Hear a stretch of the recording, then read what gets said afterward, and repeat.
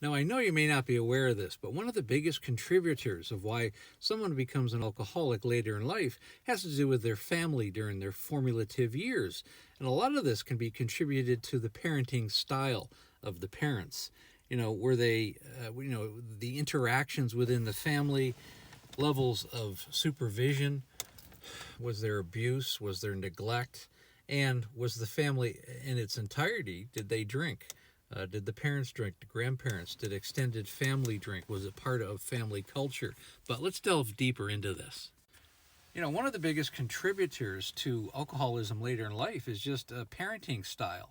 Was there a lack of supervision? Were the children left to their own devices? Were they left alone for long periods of time, or did they have to fend for themselves? This can often lead to the introduction to alcohol at a very early age.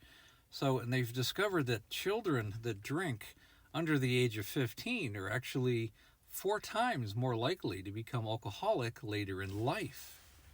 Another big contributor that has the potential to turn somebody into an alcoholic later in life is, what were the family interactions? Was there a lot of abuse, neglect, dysfunction, which created a lot of stress in the family? This can lead to a child to look in other ways and to start their alcoholic career at a much earlier age, much more normal, much more worse than the average population.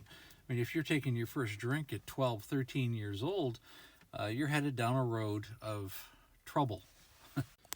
And then scientists have also isolated 2 specific genes that can be a contributor or give you a person a predisposition to becoming an alcoholic. And those are ADH1B and ALDH2.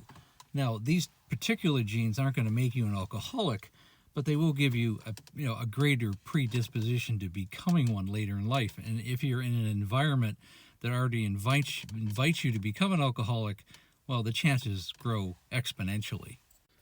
So the whole purpose of this video is understanding the origins of someone who has alcohol use disorder.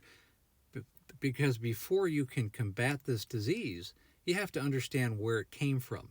And each individual has a different particular reason of how they started. But universally, generally, it starts in childhood. And that's the best place to start, if that makes sense. So once again, if this type of issue resonates with you and you need help with yourself or with a loved one in your family or a friend, click on the link above, set up a breakthrough call, and let's get on the road to sustainable sobriety. And again, thanks for listening.